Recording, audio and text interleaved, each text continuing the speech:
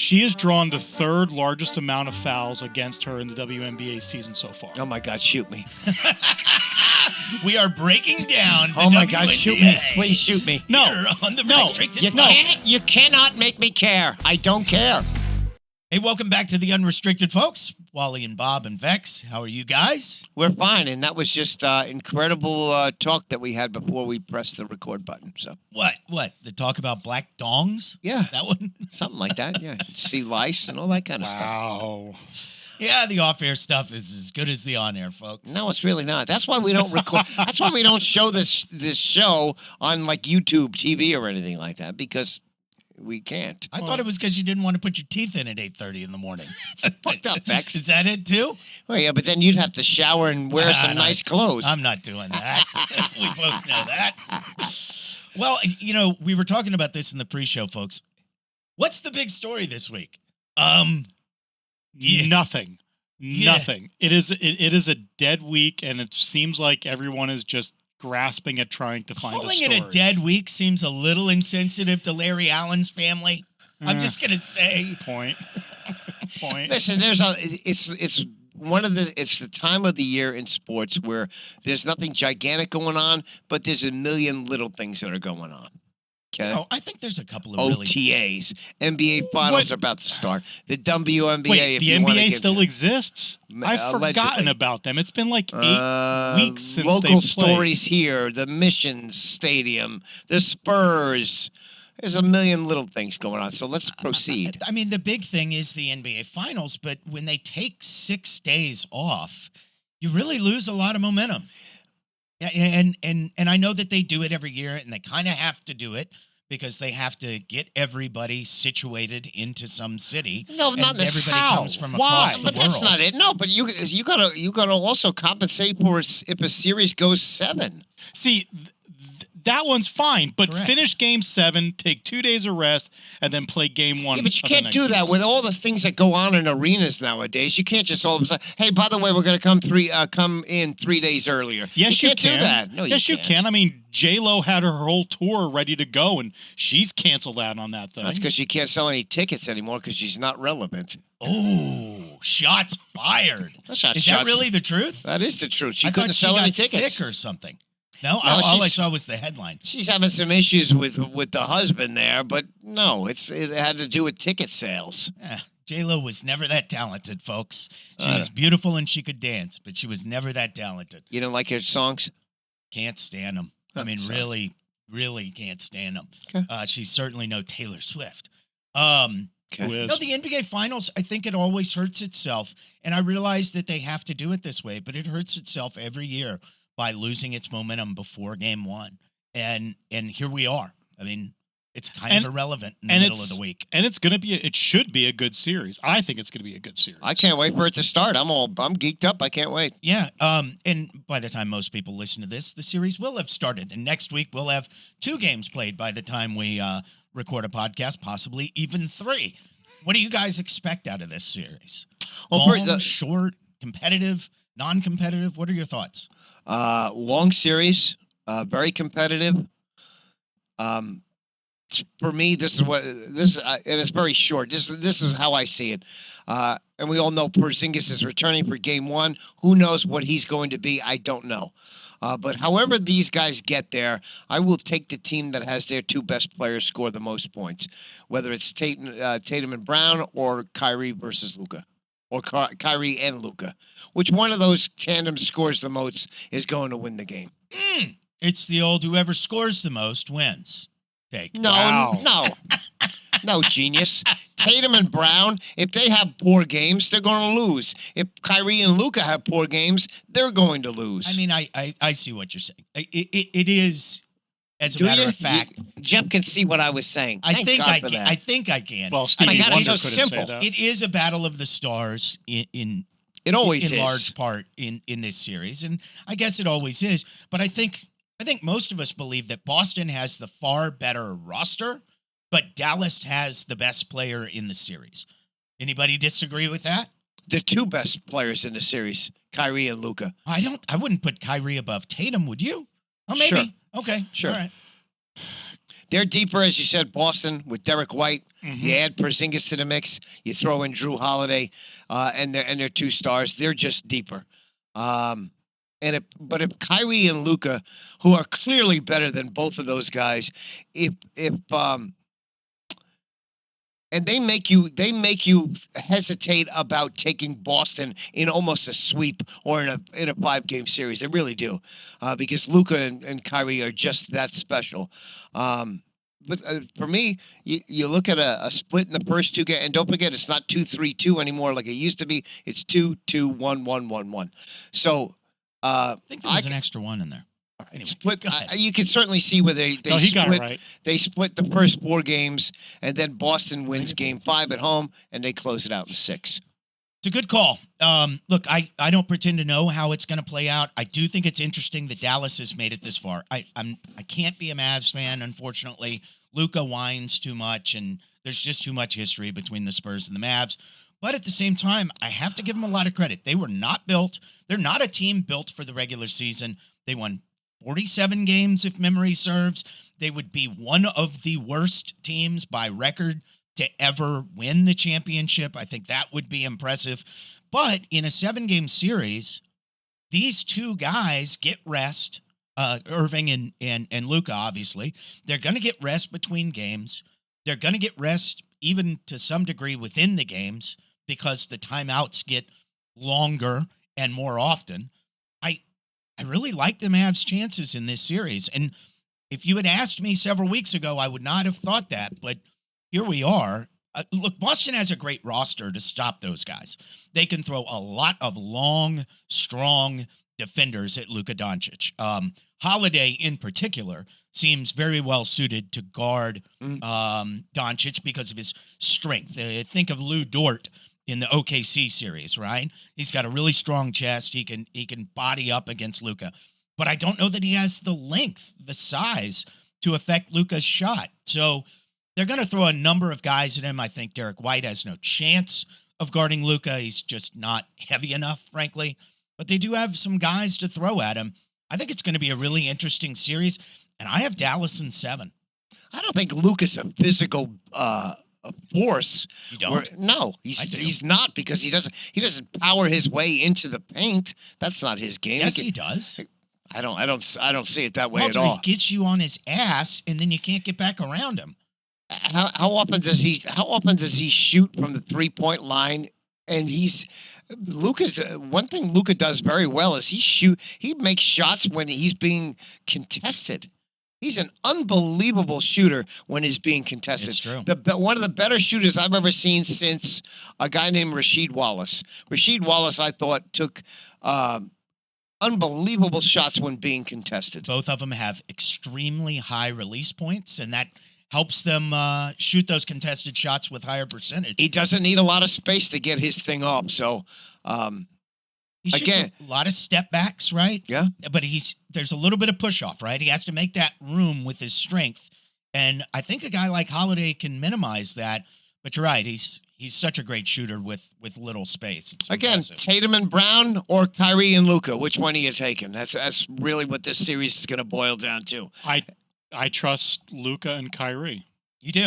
I mean, Is that a recency bias because we just saw him do it? it's possibly a recency bias, but it's also the lingering feeling that Boston's just going to poop. Yeah, they choke.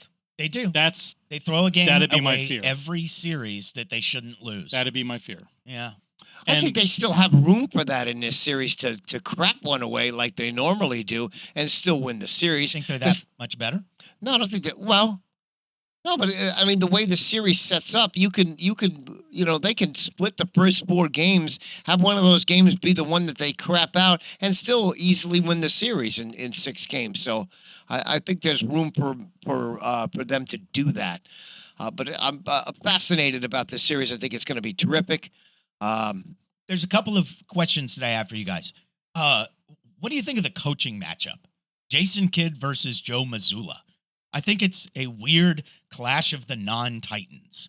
I mean, Jason Kidd has done what appears to be a very good job with the Mavericks this year, but I still can't get the stink off of his last 6 or 7 years of coaching poorly. That's only because Kyrie is there, and the fact that Kyrie has decided to play basketball throughout the year has allowed Jason Kidd to get credit for it. That's what it boils down to. I think you're right. And then Joe Mazzulla has never done anything that's impressed me as a head coach. Even his own Celtics fans don't like Joe Mazzulla as a head coach. It's an interesting matchup. We'll see. Usually in these situations, Walter, in the finals, we're talking about at least one of the coaches who has some cachet. It's Eric Spoelstra, it's Rick Carlisle, it's somebody who has some experience winning. In this situation, it's really not. I think what's going to be interesting in this series is how is Kyrie and Luka guarded late in the fourth quarter during winning time. I haven't seen enough double teams on Luka. You got to get the ball out of his hands late in the fourth quarter when the game is on the line. And I think every coach that they've faced up to this point has done a very poor job in doing that. And after that happens, then they go to Kyrie, and Kyrie doesn't. You can't double Kyrie because his handle is the best in the world. And so, are you going to come up with a scheme that's going to work that will shut Luka down in the fourth quarter? And if you could do that, I think you have a real good chance of winning this series. I'm not sure Joe Mazzulla is good enough to come up with that strategy. We'll see. We'll see what happens. We shall. Isn't it interesting? Kind of last point for me on this. Isn't it interesting how far we've come with Kyrie Irving? Like, I mean, he's likable almost. It's weird, isn't it? I mean, this was a guy who posted really anti-Semitic shit on his Twitter like a year ago. And he crapped on his teams time after time. Yes, he did. With the whole, getting shots and all that kind of crap. Brooklyn. He's very unlikable. But all of a sudden, he's been in post-game comments a lot on the court after these games, and he comes off as a very likable individual. It's true. Yep. Maybe he's changed. Maybe. I don't know. I don't know. But it is weird that he's going back to Boston, a team that he essentially, a franchise he essentially shit on. Yeah. We'll see how they receive him there. The players still love him. All of his teammates love him. It's the fans who might, in Boston, who might hold something against him. Yeah, but even as the guy I mentioned before, Rasheed Wallace, he was beloved in his locker room, which I could never understand. He's costing you points. It made no sense to me, but it is what it is. Another something from the basketball world. The Caitlin Clark cheap shot. Did anybody see? Yes. Everybody's seen it. Okay. Yes. Did you think she was acting, or did you think it was a cheap shot, or both? It was a cheap shot. It was definitely a cheap shot. I thought so too. I thought she flopped a little bit as well. I don't think she flopped at all. Okay. I think it took her totally by surprise. Maybe. I think maybe she stayed down a little bit longer than she needed to, but she has drawn the third largest amount of fouls against her in the WNBA season so far. Oh my God, shoot me. We are breaking down the Oh my WNBA. God, shoot me. Please shoot me. No, on the restricted You cannot make me care. I don't care. I don't care that you don't care. Walter, they are shoving it down our fucking throats on every single broadcast. No, on no, every God, no. channel.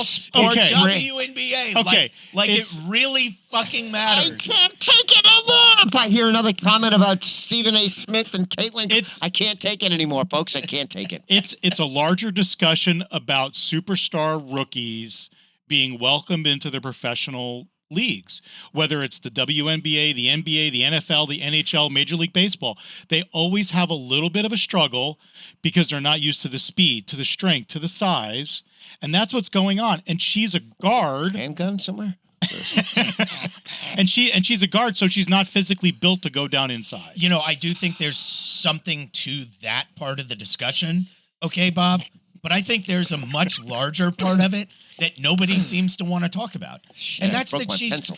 she's getting the anti-racism treatment. Like she's a white girl in a black girl sport. That's a little bit of it. That's a little bit of it. Let's be real. It's also a little bit of not being said, but I do think there is a little bit of Walter's stabbing his own eye out.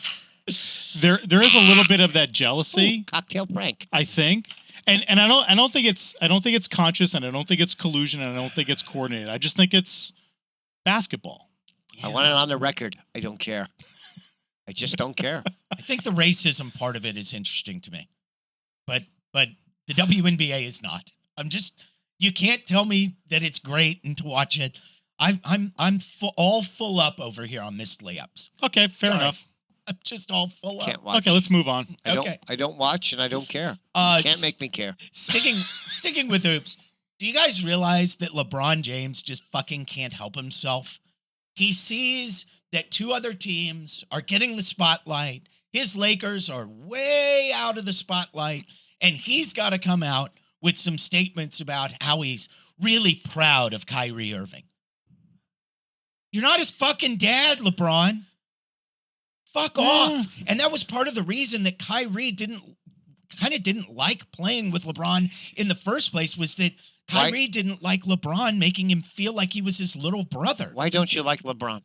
It's not that I don't like LeBron. No, I don't like you don't like him. It's this part about him that I can't stand. He says he doesn't want the spotlight, but every time the spotlight is on something else, he finds a way to inject himself into it, like he's the elder statesman of Kyrie Irving. You've been in the media long enough. You should know that the media makes up these questions to ask these players, and they comment on them, and then all of a sudden it's LeBron said this and LeBron said that. Well, that's because he was asked about it. That's because he's deciding to appear on interviews when his team. He's freaking LeBron James. Where do you expect him to go? Go away and just hang out at the local deli? I think Jeff would like that. All right. Fuck it. Switch to football. The offseason is, I don't know, flying. And one team is just not making any moves or any decisions, and I don't fucking get it. What is going on with the Cowboys, Walter? Well, I mean, this isn't the time where they make transactions and sign players. This is about OTAs and. What's about extensions? It's for about CeeDee Lamb? extensions Well, and I CeeDee mean- Lamb and Micah and Dak. There's three players they got to do work with. Here's the thing: you cannot sign those. Those three players are not going to be long-term Cowboys. They can't, because you can't sign CD, Micah, and Dak to long-term deals and expect to be competitive. You just can't. You can't have that kind of situation, especially when Dak is going to command $60 million. I've said this a million times, and I don't understand why people haven't caught on to this. This is their last stand. This is the last stand for Dak Prescott. There is no way in God's green earth that you could sign him to $60 million per year contract extension. You can't, unless he goes out and wins you a Super Bowl. Then he can have whatever the hell he wants to have. Give him whatever he wants. You're right. You can't get all three, Walt, but you can get two of the three. And if you're keeping two of the three, who is it? Because for me, it's Lamb and Parsons. And Dak can go fuck up a river. Yeah, but Dak is still under contract this season. I realize that. None of these guys are free agents or anything like that. But let him prove that he can win the Super Bowl. Because if he can't win this year with this team, then why keep him? And I disagree with you on CeeDee Lamb and Micah and let Dak go away. Why? Because I think you can replace CeeDee Lamb a lot easier than you can find a serviceable quarterback. The supply of serviceable, manageable, high-level quarterbacks in the NFL is limited. That's the reason why they're paid so much. Yeah, but wide receiver is a difficult position to fill, despite the fact that maybe millions of them. The fact is, when you draft a wide receiver, more often than not, you get it wrong. True fact. But when you get it right, it makes a huge difference. Sure. Look at Justin Jefferson and the contract he just got. I think that top tier, that top echelon of wide receivers are difference makers. Like there's five of them. And after that, it's a huge drop off. But that top five. Justin Jefferson's the best of all of them. He is. And Jamar Chase, you know the small group that I'm talking about. I think those are difference makers, and I think CeeDee Lamb is part of that. I would not want to lose him. And I think you signed it. If I was running the Cowboy front office, I would sign CeeDee Lamb. I'd let Micah and Dak's contracts go. Micah, I might keep around on a franchise tag after his 5th-year option goes. and just go forward on that. I would let Dak. I'd let that contract expire. See what happens. See if they can if he can lead them to a Super Bowl. But listen, the questions about Dak is, can he win a Super Bowl with the Cowboys? And this is his year to do that. And if he can't do it, then he's been here long enough. We know what he is. Isn't the better question, can the Cowboys win a Super Bowl with Dak? Whatever. Sure, whatever it it is is. the question, right? Well, no, he asked it, can Dak win a Super Bowl with the Cowboys? Oh, Whatever. I don't know. I see what you're saying. It's a slight difference there. I don't think the Cowboys questions- can win a Super Bowl. Period. I don't know why the Dallas Cowboys. Of course they can. If they had enough talent, they'd win. I don't know why wouldn't they spent If they this score more offseason points than the not other team? surrounding him with more talent. I don't get it. If it is, in fact, their last stand, as you said, Walter, then why did they putz around and do nothing in the signing period? It's so strange to me. And I guess what I'm They're getting, not prepared. I mean, the new rules in special teams will force you to bring a kickoff returner to the team. They don't have one. They don't have enough weapons on this team right now. You're going to have the kick return has returned to the NFL this season, and they're not ready for it. It's almost like they don't know the rules, and they didn't get themselves a running back. It's the most bizarre offseason the Cowboys have had, and listen, we've been talking about it for weeks. I guess that's the point I was trying to get to, is that as a Cowboys fan, I can't remember an offseason that made me less hopeful for the upcoming season than this one. I guess that's what I'm getting at. No, and I'm with you. And to put a period on, or to tie a bow on the Cowboys thing, Larry Allen passing this week, and this goes back to Bill Walton a couple of weeks ago. It really caught me off guard. I mean, I guess it caught everybody off guard. I mean, I'm sure it caught his family off guard. He was 57. Speaking of guards, I mean, Larry Allen, one of the most talented offensive linemen in the history of the sport. Think about this, folks. He was one of six Hall of Famers on that Cowboys roster during the Super Bowl 90s run. Wow. How many they got on the roster right now? Hall of Famers? Yeah. CD? Micah Parsons would lead that for me, not CD. But that's it. That's you it. Got two. Yeah. But 6 Hall of Famers on the cow. In case you've forgotten, it's the triplets: Charles Haley, Larry Allen, and I'm forgetting one more. The center, right? No. Wasn't Jay Novacek, and was Dion, it? And Dion. Oh, yeah, and Dion. Okay. That's it. All right. No, look, the thing that I'll always remember about Larry Allen was how much of a man crush John Madden had on him, right? Yeah. I mean, there were games when John Madden was so effusive about Larry Allen, it seemed like he had a crush on him. I mean, do you remember the game where Larry Allen caught a guy from behind screaming down the sideline, and you see this big number 73 like chase him fucking down? Find that highlight if you can, folks. I've never seen a bigger man be more athletic than that guy. That's kind of what I'm getting at. Yeah. Unbelievable. And he had no neck. Yes. I mean, I remember the first training camp I ever covered with the Cowboys was up in Wichita Falls? Wichita Falls up in Dallas, and seeing getting a chance to see Larry Allen at some point. I don't even know if he was still playing at that point. Might have been. Who knows? But him just being there, he had no neck. He was just so wide and so big. It was unbelievable. Man, could he move. Unbelievable. Now, R.I.P. to him. All right, let's race through whatever we got left. Go for it, Wally. All right, I got the top 10 topics here. All right, so the missions came out this week that they are planning on, for the most part, a downtown stadium. I fucking love it. It's like maybe a 5-minute walk from my house. All right, so there you go. So we got one more ticket buyer in the Bexler family. Yes. For me, I would never go. Why? Because it's downtown. Why? Well, that's a negative for you? It is a downtown. People that live in San Antonio, they don't want to go downtown because they know what a pain in the ass it is to get down there. It's $20 to park wherever you go downtown. Getting downtown for San Antonio residents is a pain in the ass, and we all know it. You wouldn't go downtown, but you drive practically to the border to Nelson Wolff Stadium to watch the missions now. Not for me. I'm on the northwest side. That's a 10-minute ride for me. I go right down 90. It's right there. Okay.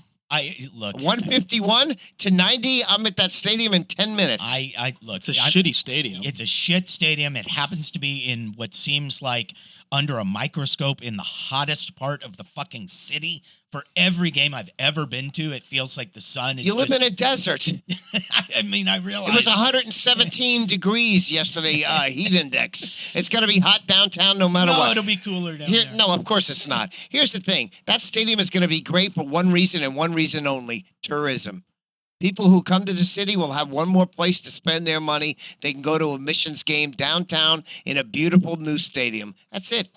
And you think more San Antonio residents are going to go to the game? Because Walter doesn't like it. Wait a minute. I didn't say it was bad. Just don't lie to me and say, "Oh yeah, I'm going to go to the games." No, you're not. You're full of shit. You're not going to go to the games. It's still a AA franchise that you don't care about. It's a double A. You've never cared about it. It's a AA franchise because we can't have a AAA franchise with the stadium we have. It doesn't matter. It could be AAA. It could be AAA. Nobody else is going to go to the game because it's AAA. That matters to no one. Yeah, you're probably right. Double or AAA, I don't give a shit. Hey, nobody cares. Hey, the studios are in downtown. If there's a downtown stadium, yeah, I'm gonna go. It will be great for downtown. There's no question it'll be great for downtown because but not again, great for Wally. No, it's not great for anybody that lives here. Nobody comes downtown that lives here. Well, that's the point. Get people downtown. You're going to go to downtown for a AA baseball game? You got to be kidding me. You're delusional. Yes. Absolutely delusional.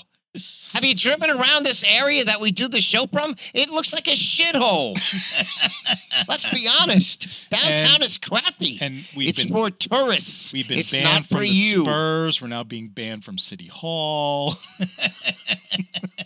You got to wake up, folks. I'm happy about it. I think it'll revitalize at least one part of the downtown area. I think it's good for that little segment over there by Fox Tech, where Fox Tech used to be. I think it's really good for that. Yeah. And it's much closer to my house. I would be able to take my family much more often. Yeah, for anybody that lives in this area, that's perfect. But I'm up at 151 up in that area. I'm not going down to the game. Why would I do that? That's stupid. It makes no sense. It's go to Spurs games, Walt? No, I don't. Yeah, I mean, didn't you have season tickets? I had a 10-game package, and it wasn't for me to go to the games for the most part. It was for me to give away the tickets to the on my food truck. All right. Okay. Listen, does anybody like going to the Spurs games in San Antonio? The answer would be no. Well, that's another stadium that's out in the hinterland. I mean, you have the beautiful views of the Coca-Cola distribution plant across the street. Yeah, but if they had restaurants and stuff like that around, nobody would care. But they don't because there's no real estate over there to be had. You're not wrong. You're not wrong, which is why I'm excited about that arena coming downtown. No, the people that were wrong about the AT&T Center, now the Frost Bank Center, were the politicians who said it was going to revitalize the East Side. Look at all that revitalization. You can't even deny it. You just look everywhere and it's like, wow, new restaurants, hip new spots and bars. But let me ask you a question. No, it's a fucking industrial district. That's what it was. But if you look at the history of sports stadiums and sports arenas, where they do revitalize areas is in downtown areas. Leaving aside where the Capitals and the Wizards play. All right, so let me go this way with this. You could put a new stadium downtown, but if people that live in your area don't have any freaking money, they're not gonna. It doesn't matter what restaurants you put down there. Nobody's going to be in them. And right now, San Antonio, if you did not know this and you're living under a rock, San Antonio is going through a recession right now that is making people scramble just to put food on their tables. Okay, business is down considerably over the last 6 to 8 months in this town. You could put whatever stadium you want downtown. It is going to be. That place is not going to get. They're going to rely solely on tourism, and that's why. Listen, that's why people like Manu Ginobili and others got into this. That's a great investment because you're going to have all the tourists, all the conventioneers go to that game. They're not going all the way over to 90. Yeah. And they do things that are around the city. That's why Brackenridge Golf Course is big for tourism because that's close to the city. They can take an Uber over there and go play golf. But Sure. they're not going to play Cedar Creek. They're not going all the way up to La Cantera to play golf. No. Those are for the San Antonio residents. Uh, Tourism is going to be huge for the Missions downtown. Yeah, I think it's important to draw tourism to downtown instead of out to the TPC on the other side of the world, right? Where, I mean, that's not really San Antonio to me. Well, you think about it. If you're staying in a town for whatever convention, are you going to go 30 minutes to go do something in town? Absolutely not. Hell no. No, you're going to do something that's within walking distance And or a short drive, and that's why And it's a not- great stadium downtown will work. And it's not just tourism. It's not just those individuals making those choices. It's those event organizers going, okay, let's have an outing at that place. And it's Sure. easy to get the buses to transfer them over. And I'm going to commit now. If the Missions build a downtown arena, I'm going to get season tickets. All right. See you there, partner. What else you got, Walter? I have the top 10 watched programs in 2023-24. Give me the top 5, Jeff Well, Bexler. wait a minute. Through all 2023-2024. All outlets? platforms, all outlets, or Oh just my broadcast? God, why you got to make this so is this difficult? television? America's most watched series of the 2023-2024 Okay, just season. give us the because top TV season is over. Okay, just give us the If top you're five. not familiar. Are you going to This- read us all 100 of them? No. Good. Did y'all see that when Trump was convicted the other day? All the networks were going, count 1, guilty. Count 2, guilty. And they went for fucking 34. It took 6 minutes just to see that. Count 7, Hey. guilty. Count 11, Hey, guilty. one thing he needs to be happy about is 12 people voted for him. That's not even funny. Okay. No, it is. Top 5 most watched shows last year. Yes. Oh, Series. jeez. Walter, I don't know. Tell me. Well, the first 3 are very easy. The number one series in TV last year Teen Mom. was NFL Sunday Night Football.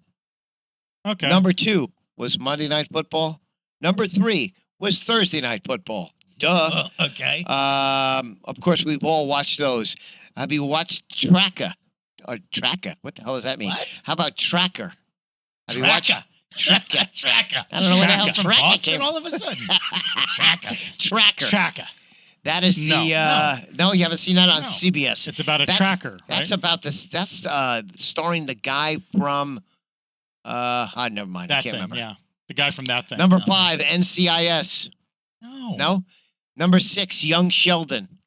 Yes. Young Sheldon I've is watched a Young Sheldon. underrated funny show. I'm with him on that one. Number 7, FBI. No. Chicago Fire is No. 8. Blue Bloods is 9, and 60 Minutes is 10. That's amazing. At 60 Minutes after all these years, So- it's still in the top 10. So in show prep, as Walter was bringing up this as a topic for discussion, I pulled up Variety's top 100 shows of all time, Oh. and we're not going to go through them, but I think there's a As far as travesty. what? Top 100 TV shows of all time. Based on what? I don't know, Variety's voting categories. I have no idea. Oh, MASH? That's good. That's the travesty. Do you want to know where MASH came in at? I don't know. 24. MASH sucked. I hated it. I love MASH. It was a terrific program. Ugh. I would say probably. I don't know what this list is based on, so I don't know. I don't know whether it was most watched, most popular. I have no idea. What was your favorite show of 23-24? It sure as hell for me wasn't any of those. I mean, I guess you could count football. I would say, yeah, that would be one of my favorites. But as far as series go, that wouldn't even register for me. I mean, I don't really watch television series that are like just popping, so I mean, nothing on that list really. Ted Lasso ended in 23, so that would make my list, right? Masters of the Air. If you haven't seen Masters of the Air, very, very good show on Apple TV. What's it about? It's about World War II bomber squadrons. Ooh, that in does England. sound fun, actually. And the cinematography is fantastic. There's a great book out about bomber squadrons. I don't think there's anything in the top 50 that I've watched on a regular basis. That's bad, but it's also seemingly very much about network and cable TV. Yeah. Right? Like it's completely ignoring streaming platforms where a lot of these series right now are taking place. Well, where I understand. everybody's Yes, really tuning in on. you're this, absolutely right, but know? that doesn't mean that millions of people are watching them. Oh. So Shit, I just remembered something. After the TNT games, they were promoting a show most nights called Rich and Shameless or Rich Dumb. Yeah, Rich and Shameless. Okay. Did y'all ever notice that?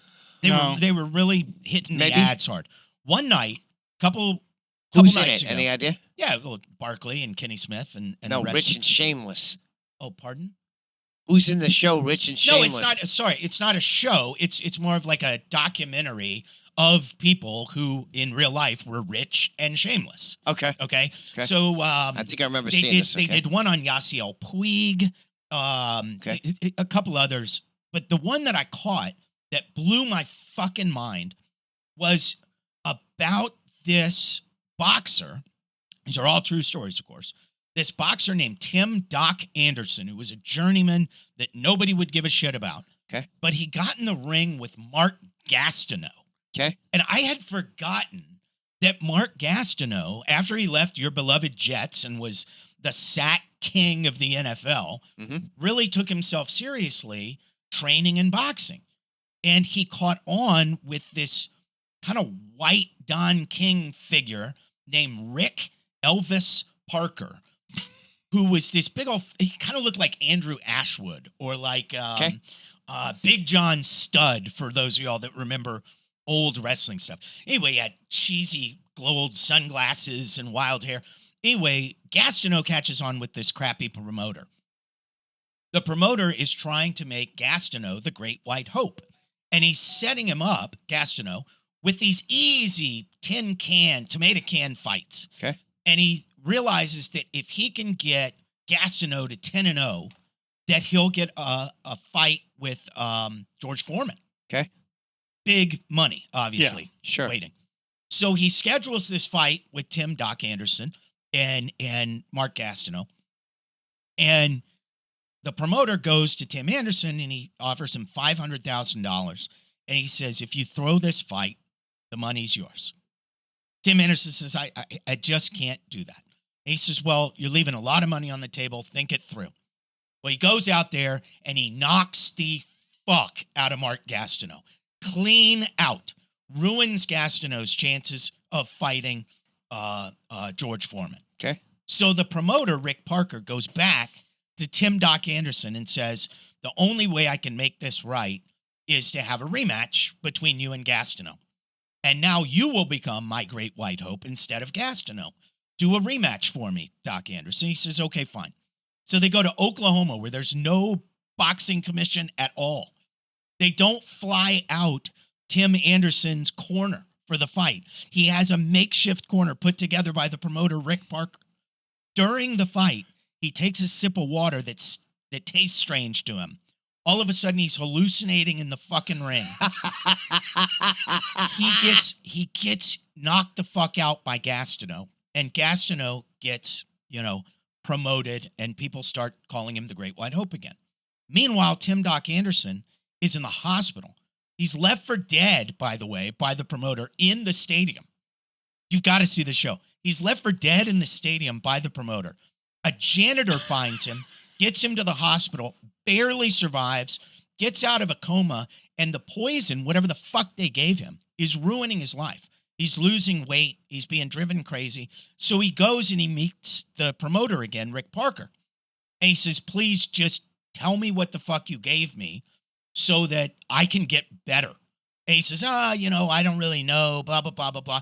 So he sticks a gun to the fucking guy's head. And he says, you're going to fucking tell me. They have a fight. He fucking murders him. Wow. Murders Rick Parker, the promoter. Goes to jail for it. He's dying of the same fucking disease that whatever this poison was is still fucking with him. He lost his voice. It's a horrible story, and I don't remember it. I've never heard that before at all. I slightly remember Gastineau doing the boxing, very slightly. Yeah, sure. But none of this other shit. It is awesome. It's called Rich and Shameless, and it's about Tim Doc Anderson. Wow. Check it out.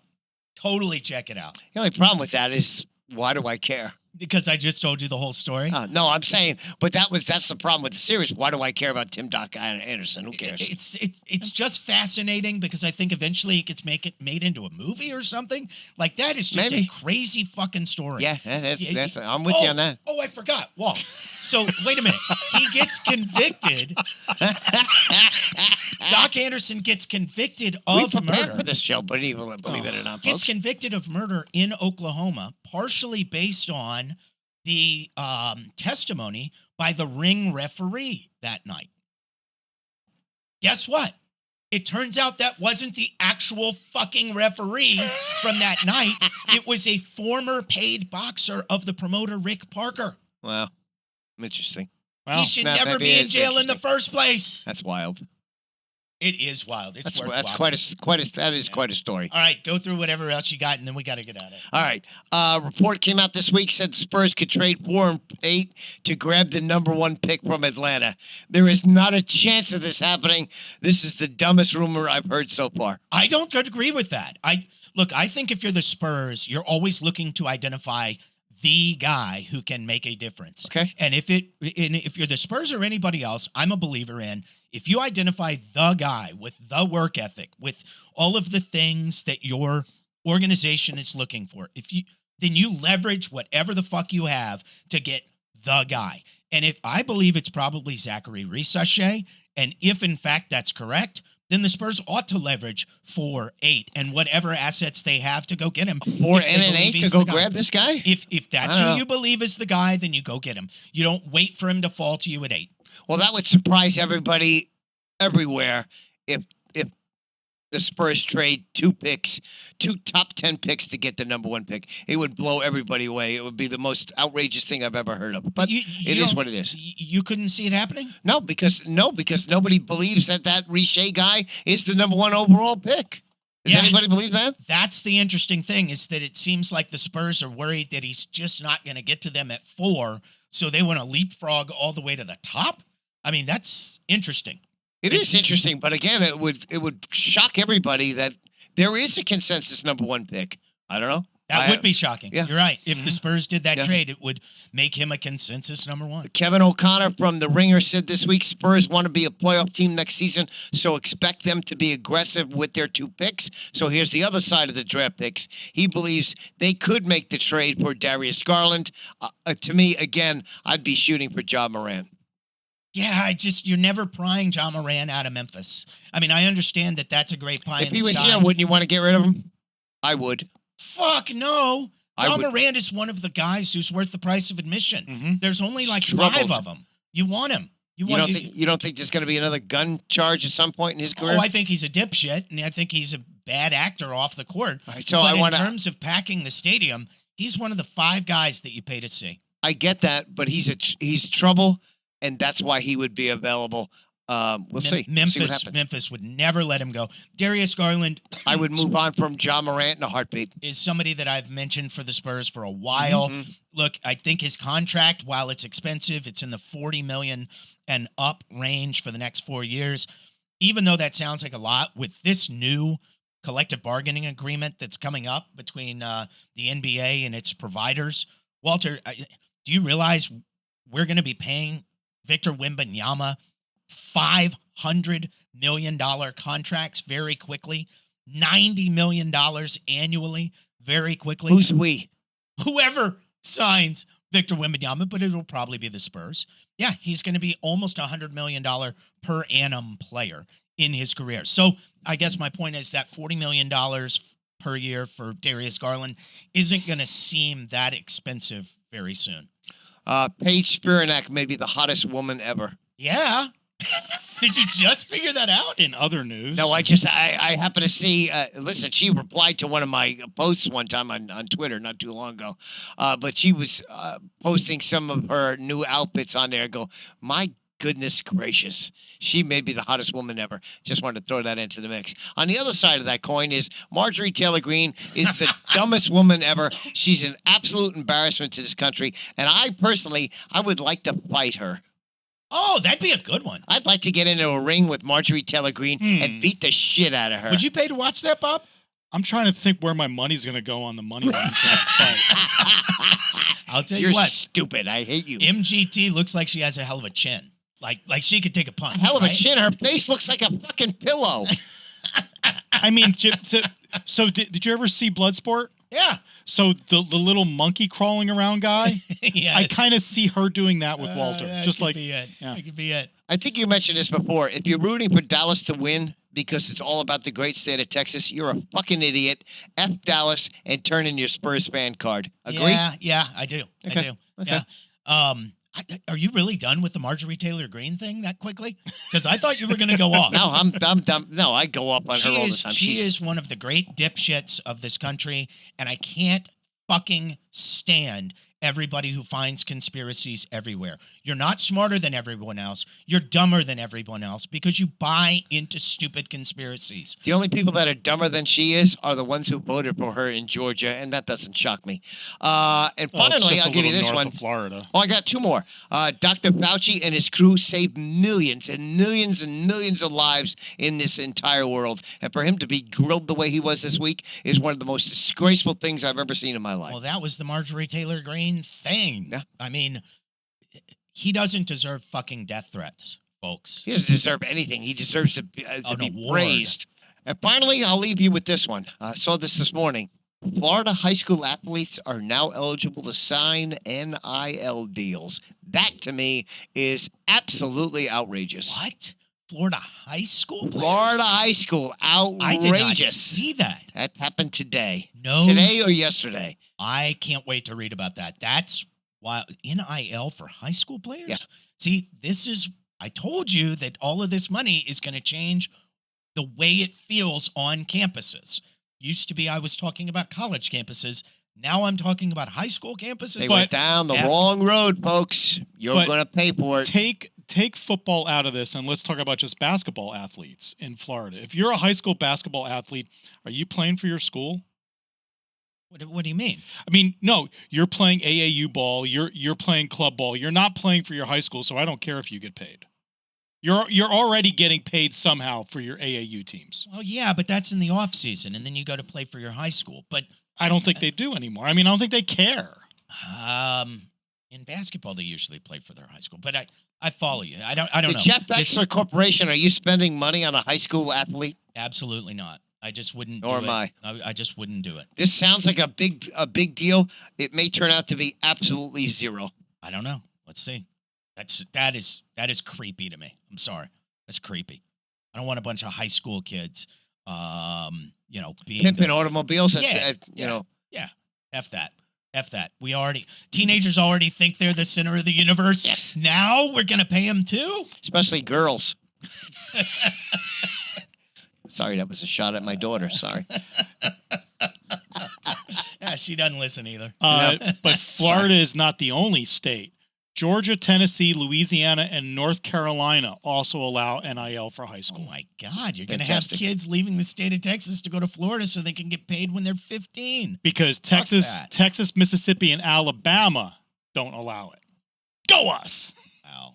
That's Also, crazy. when you're leaving the state to go get your abortion, you could sign an NIL deal with another high school. Oh my God. Wow. I don't even Sorry. want to laugh at that. Sorry. I don't want to laugh at that. Sorry. Oh my God. All right, folks. Like and subscribe, and we'll see you in a week. Peace. How y'all feel out there? Do you feel good? I said, do you feel good? Come on. The groove feel good when it make you move. Make your next move your best move.